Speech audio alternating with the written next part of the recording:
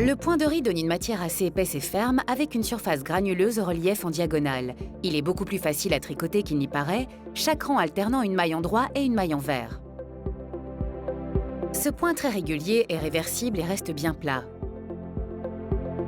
Ces qualités font que les designers choisissent très souvent le point de riz pour confectionner des housses de coussins et des couvertures.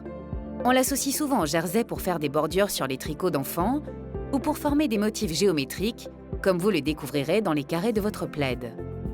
Le point de riz se tricote sur un nombre impair de mailles. Commencez chaque rang en faisant une maille en droit, tricotez la deuxième maille à l'envers, la troisième à l'endroit et la quatrième à l'envers. Continuez à alterner une maille en droit et une maille en vert jusqu'à la fin du rang. N'oubliez pas qu'il faut faire passer le fil entre les deux aiguilles avant de tricoter chaque maille. Ne le faites surtout pas passer par-dessus l'aiguille.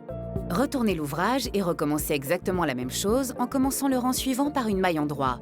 Il est impossible de se tromper dans le point de riz car il faut toujours tricoter une maille en vert dans une maille en droit et une maille en droit dans une maille en vert.